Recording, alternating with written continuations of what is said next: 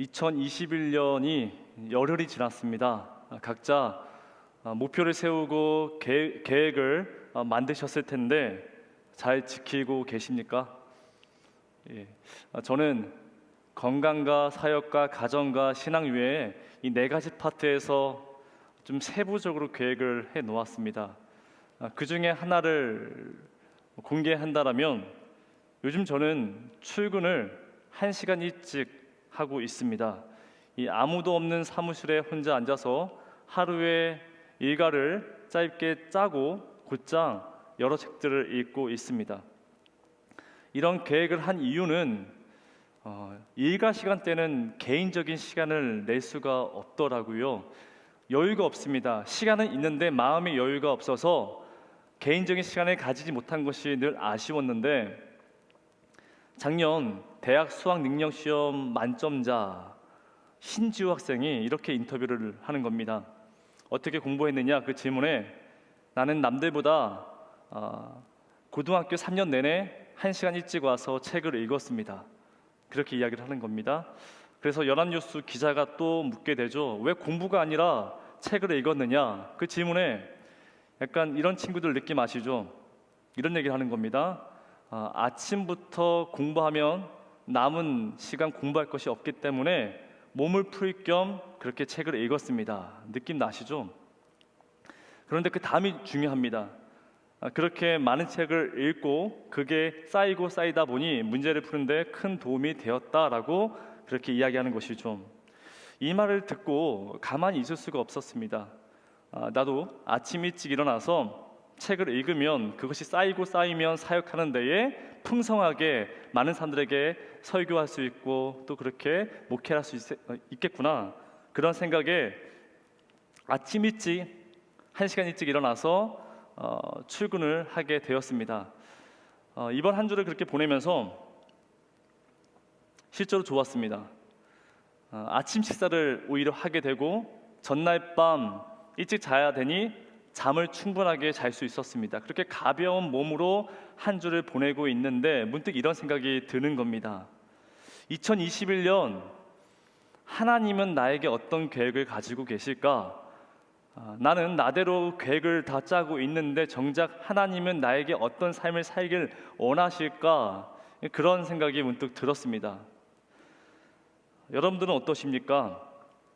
하나님은요, 우리 모두가 쓰임 받길 원하십니다. 하나님 그 목적을 위해서 우리를 부르셨습니다. 이것을 우리가 흔히 콜링, 소명이라 말합니다. 이것을 국어사전에 보게 되면 이 소명이란 뜻은 임금이 신하를 부를 때 그것을 소명이라 말합니다. 이리 오너라 그렇게 말할 때 그것이 바로 소명입니다.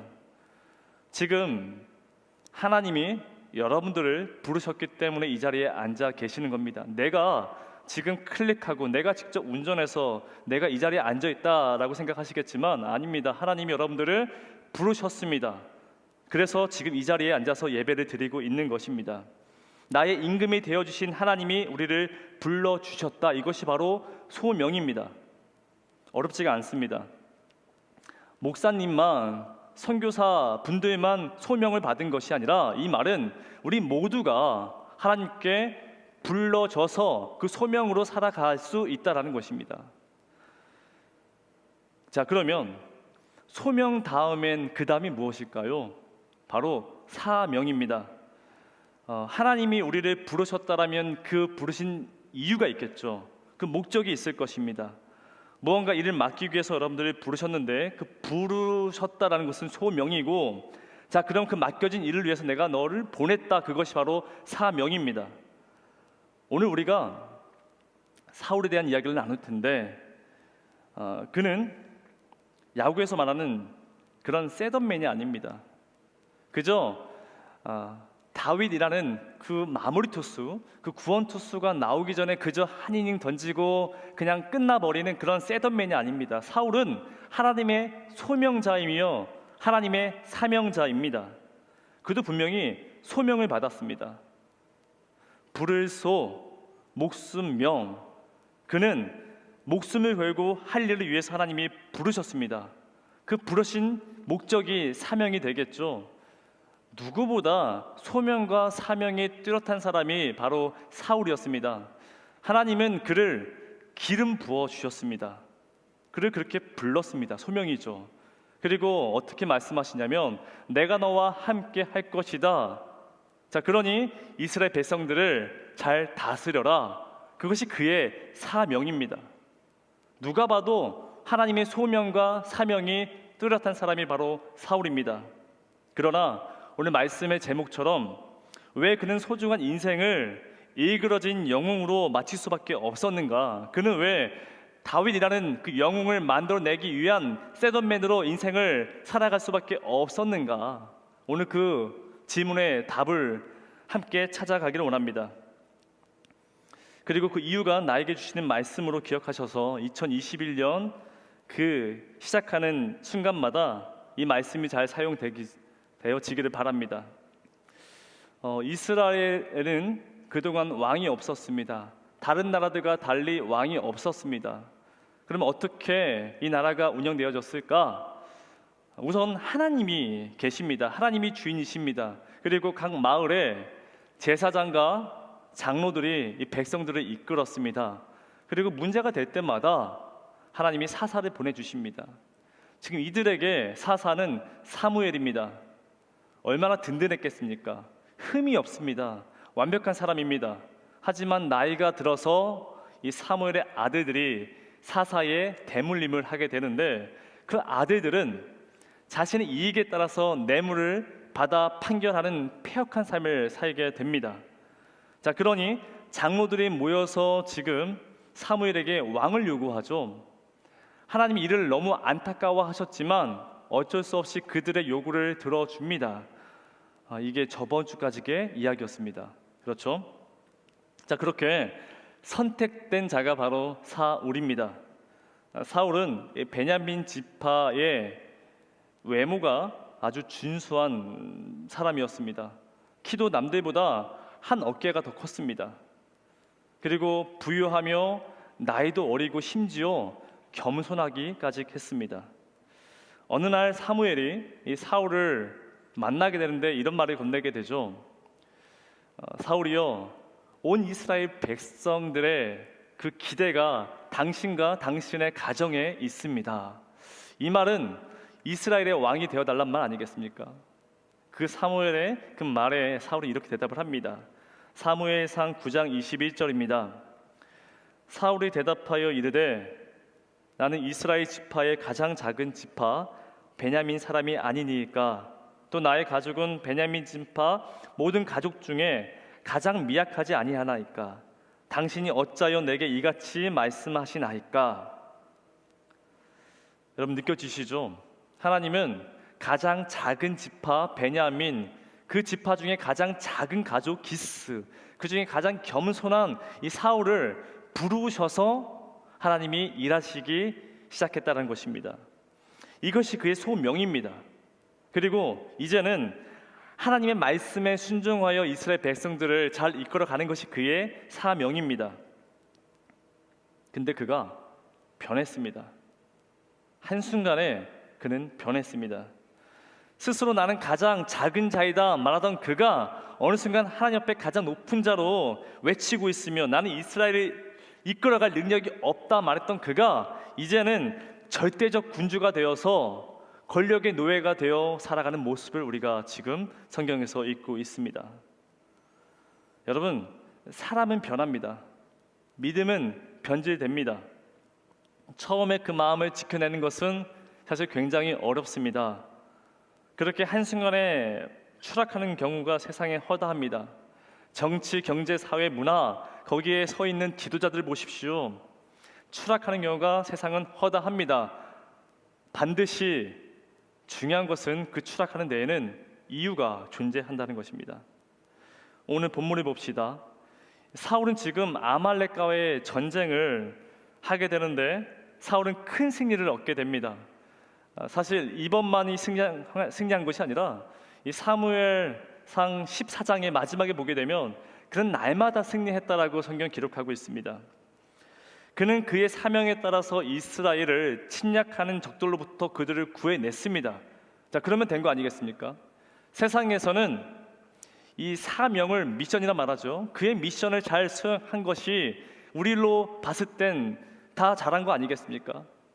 문제는 승리를 했지만 오히려 하나님과 점점 멀어졌다라는 것입니다. 오늘 그 마지막 모습이 바로 15장입니다. 여러분, 전쟁은 하나님께 속한 것입니다. 그래서 하나님 우리와 함께 하실 것이며 그런 자에게 하나님은 늘 승리를 허락하여 주십니다.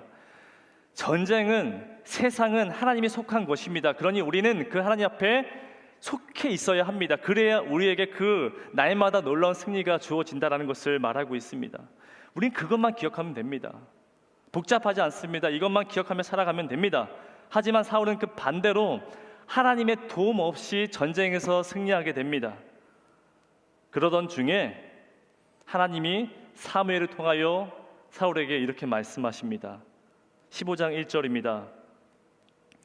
사무엘이 사울에게 이르되 여호와께서 나를 보내어 왕에게 기름을 부어 그의 백성 이스라엘 위에 왕으로 삼으셨은즉 이제 왕은 여호와의 말씀을 들으소서.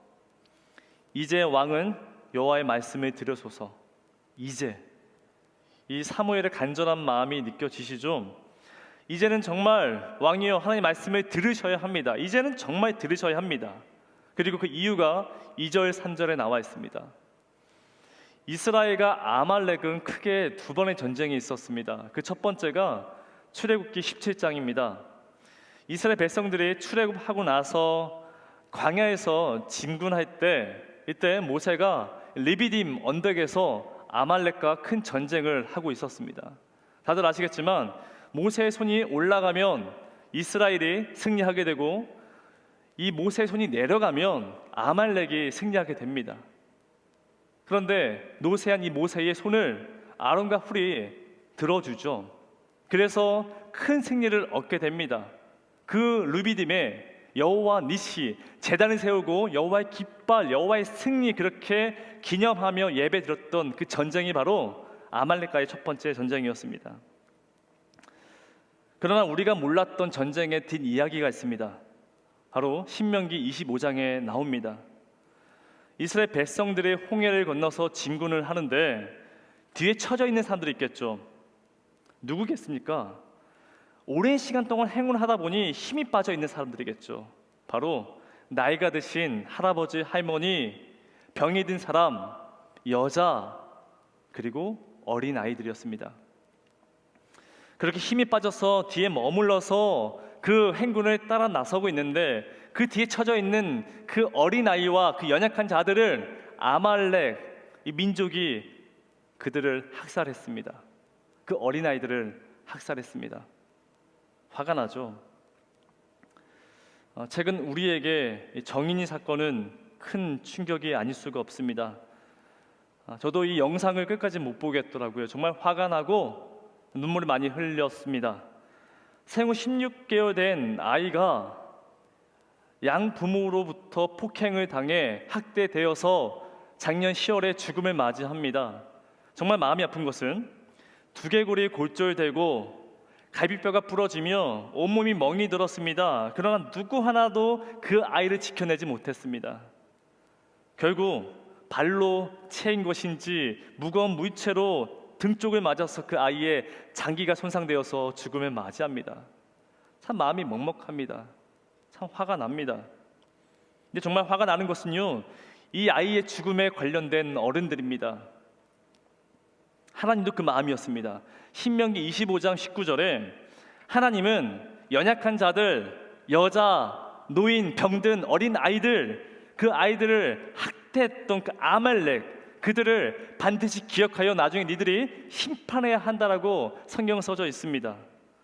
그렇게 가나안에 들어가서 안식되면, 그러니까 힘을 얻게 되면 그들을 진멸해야 되는 것이 하나님의 명령이었습니다. 하지만 이스라엘 백성들 가나안에 들어갔는데 사사시대가 도래했습니다. 힘이 없었습니다. 하지만 지금 이제는 왕이 생겼고 중앙 집권화가 이루어졌기 때문에 이제 하나님 말씀하십니다. 15장에 하나님의 백성을 능멸했던 연약한 백성을 죽음으로 몰아낸 이 아말렉을 진멸하라 하나님 말씀하십니다. 그 사명자로 부르심을 받아서 이 사울이 도구로 사용되어졌다라는 것입니다. 그렇게 사울은 전쟁에 나가게 됩니다. 이겼을까요? 졌을까요?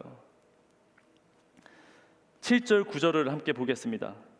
사울이 하윌라에서부터 애굽 왕 술에 이르기까지 아말렉 사람을 치고 아말렉 사람의 왕의 아각을 사로잡고 칼날로 그의 모든 백성을 진멸하였으되 사울과 백성이 아각과 그의 양과 소의 가장 좋은 것 또는 기름진 것과 어린 양과 모든 좋은 것을 남기고 진멸하기를 즐겨 아니하고 가치 없고 하찮은 것을 진멸하니라. 사울은 이겼습니다. 사울은 전쟁에서 이겼습니다. 그러나 순종하지 않았습니다. 여러분, 이것은 전쟁이기 이전에 하나님의 심판입니다. 하나님 말씀에 순종하여 그대로 나아가면 되는 것입니다. 모든 것을 진멸하라 말씀하셨습니다. 우리가 헤렘이라 말하죠. 하지만 그는 적국의 왕 아각을 살리게 되고 좋은 것들을 남겨놓았습니다. 그리고 나머지 것들을 다 진멸했습니다. 그는 나는 진멸했기 때문에 순종했다 말하는데, 여러분, 이게 순종입니까? 불순종입니까? 여러분, 전쟁에서 이겼습니다.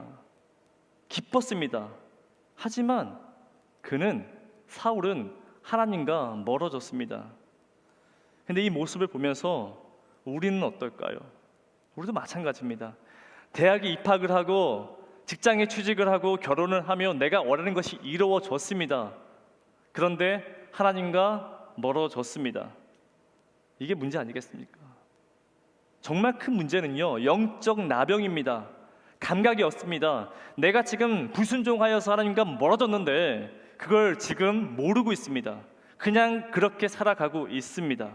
여러분, 내가 불순종하여서 내가 하나님과 멀어졌습니다. 그러면 회개하고 돌이켜야죠. 가던 길 멈추고 다시 하나님 바라봐야 합니다. 여러분, 거기서 조금만 더 가게 되면 낭떠러집니다. 이제 곧 하나님 앞에 깨지기 직전입니다. 자, 그러면 멈춰야죠. 그게 은혜입니다. 근데 그게 되지 않으면 나중엔 이 말씀이 들리지가 않습니다. 지금 들리십니까? 지금 들리십니까? 그게 은혜라는 거예요. 들리는 것이 은혜입니다. 사울은 어땠을까요? 그는 죽여야만 하는 그 사람을 살리고 가장 좋은 것들만 남겨놓았습니다. 이 소식을 듣고 10절에 사무엘이 밤늦게까지 밤새 가면서 기도했습니다. 그리고 그 무거운 마음을 가지고 아침에 사울을 찾아갑니다. 그런데 사울이 보이지가 않습니다. 그는 어디 있었을까요? 12절입니다. 그는 갈멜에 가서 자기를 위하여 기념비를 세웁니다. 자기를 위하여. 전혀 영적으로 반응을 할 수가 없는 사람입니다. 지금 하나님은 왕을 세운 것이 몹시 후회된다라고 말씀하고 있습니다. 여기에 사무엘, 영적 지도자 사무엘은 그 말씀을 듣고 지금 밤늦까지 기도하면서 하나님께 부르짖습니다. 그런데 정작 영적 나병이었던, 영적으로 물려졌던 그 사울은 승리에 도취되어서 기념비를 세우고 있습니다. 세상의 왕들처럼 자신의 이름을 만천하에 드러내기 위해서 그렇게 기념비를 세우고 있었다는 것입니다. 근데 여기에는요, 하나님이 없습니다. 하나님을 찾아볼 수가 없습니다. 제가 로마서 강해를 할 때 잠깐 언급했던 이야기입니다. 5년 전 이야기입니다. 제가 잠시 총회 교육부에 잠시 있었습니다. 2015년 여름이었습니다. 이 총회에서 주관하는 여름 성경 학교였습니다. 전국의 많은 아이들이 함께 모였고 그 아이들과 함께 말씀을 가르치고 스텝으로 한 일원으로 함께 동참했습니다. 그런데 아이들 앞에 다 앉아 있습니다. 그리고 여름 예배와 닫는 예배를 드리는데 축사만 5명입니다. 축사만. 그리고 사회자가 설교하시는 목사님을 소개하는데 소개만 1분이 넘습니다. 지금 앞에 아이들이 앉아 있는데 어디 대학을 나왔고 어디에 담임하고 있으며 어디에 회장이고 어디에 대표이다, 이걸 지금 말하고 있습니다. 왜 그럴까요? 내가 드러나야 하기 때문에 그렇습니다. 여러분, 이 사람들만 그럴까요? 아닙니다. 저도 그렇습니다.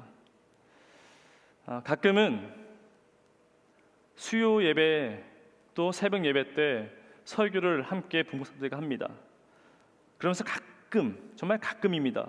아주 가끔 어느 권사님이 이렇게 말씀하십니다. 목사님, 저는 다른 목사님들보다 목사님 설교가 너무 좋습니다. 청년부가 부흥된다면서요, 오래 계시면 좋겠습니다. 여러분, 이런 얘기 들으면 기분 좋을까요, 안 좋을까요? 좋습니다. 너무 기분 좋았습니다. 그리고 그날 밤 기도했습니다.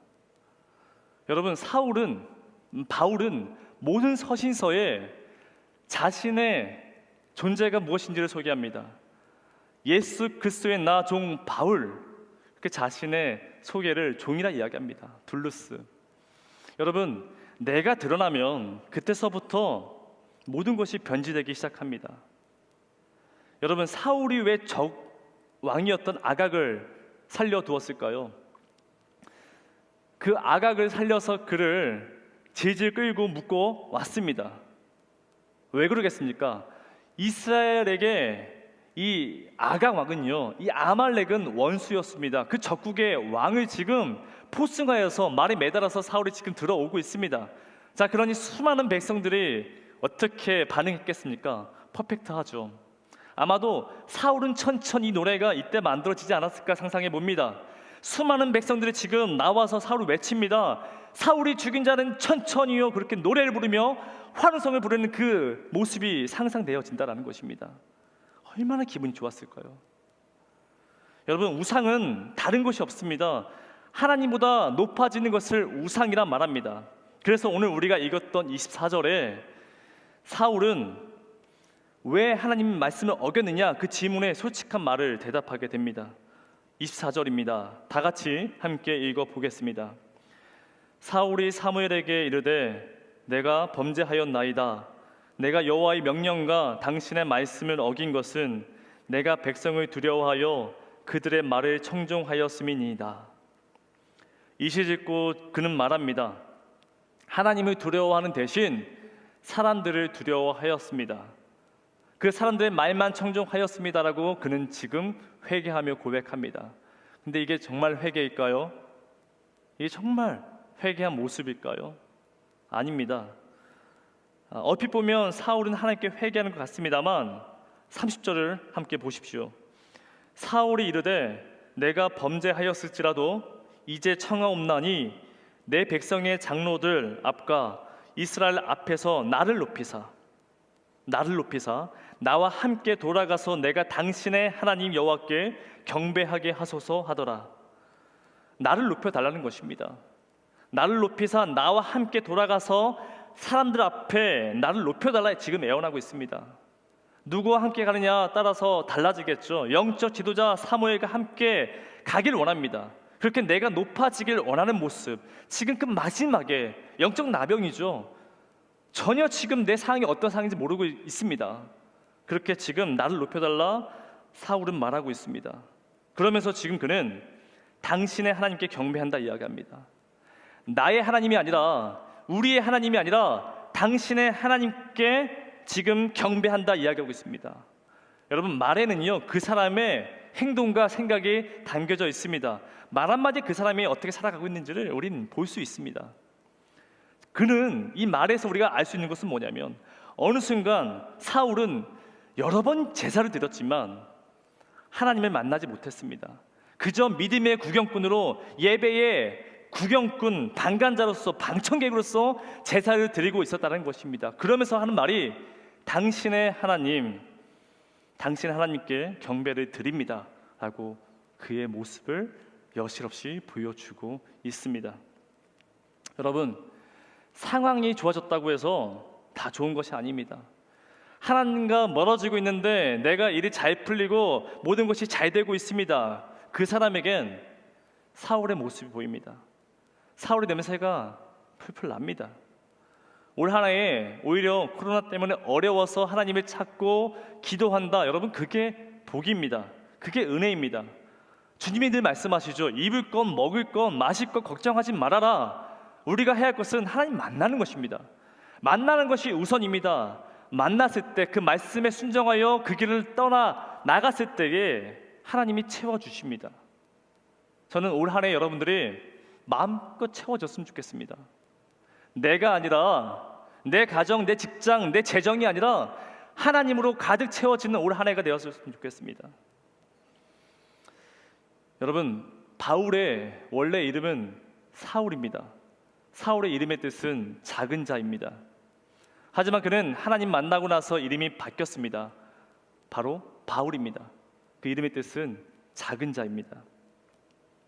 그러나 그 이름이 그냥 주어진 것이 아닙니다. 고린도전서 15장 32절에 나는 날마다 죽노라. 나는 날마다 죽노라. I face death daily. 매일매일 face death, 죽음을 직면한다. 나는 매일매일 그 죽음의 선 앞에서 서 있다라고 고백합니다. 그 고백 가운데에 반복되고 반복되다 보니 그가 그의 이름으로 살아갈 수 있었다는 것입니다. 매일 날마다 죽음을 맞이하는 것입니다. 그렇게 나는 나의 죽음 앞에 서 있다, 바울은 고백했다는 것입니다. 소명 그리고 사명은 목숨을 걸고 하나님이 우리를 부르셨고 또 보내신 것을 말합니다. 사무엘이 마지막에, 정말 마지막에 사울에게 이렇게 말하죠. 왕이 하나님의 말씀을 버렸으므로 하나님이 당신을 버렸습니다. 굉장히 무섭고 굉장히 안타까운 말입니다. 하지만 반대로 생각해 보십시오. 하나님의 말씀을 붙잡으면, 그 하나님의 말씀을 붙잡고 살아간다면 하나님 절대 포기하지 않으시고 우리를 끝까지 인도하여 내신다, 그 말씀 아니겠습니까? 어제부로 로마서 필사가 끝났습니다. 하신 분도 있고 또 못하신 분도 계실 텐데, 여러분 이제 아마도 다음 주나 다다음 주부터 이 말씀 읽기를 하려고 합니다. 줌을 통해서 말씀 읽기를 하려고 합니다. 왜 그러겠습니까? 말씀이 보이면 사람이 보이지 않습니다. 말씀을 읽으면 사람이 익혀지지가 않습니다. 너무 단순하죠. 우리는 말씀을 읽어야 하며 말씀에 따라 살아야 합니다. 그렇게 말씀 가운데 우리의 삶이 채워져야 합니다. 여러분들이 원하시면 10명 제한인데 월요일, 화요일, 수목, 금, 토일 계속 만들겠습니다. 여러분, 말씀 읽고 그 말씀 따라 살아가는 주님의 제자가 되기를 원합니다. 2021년 시작한 지가 얼마 되지 않았습니다. 이 말은 우리에게 아직은 시작할 수 있는 여지가 있다는 것입니다. 올 한 해 예배 가운데, 말씀 가운데 시작하십시오. 말씀이 보이면 사람이 보이지 않습니다. 그렇게 날마다 주의 음성 가지고 살아가는 여러분의 삶이 되기를 주님의 이름으로 축원합니다. 우리 시간 함께 찬양하고 결단하며 나아갔으면 좋겠습니다. 우리는 우리가 계획을 하지만 하나님은 우리에게 또 다른 계획을 이미 하고 계십니다. 이 시간 우리가 함께 고백할 것은 나의 모든 삶을 주님의 계획 앞에 맡겨드립니다. 주님의 계획 가운데 마음껏 쓰임받는 내가 되게 하여 주시옵소서. 우리 그 마음을 가지고 함께 결단하면서 주님 앞에 찬양하며 기도로 나아가겠습니다.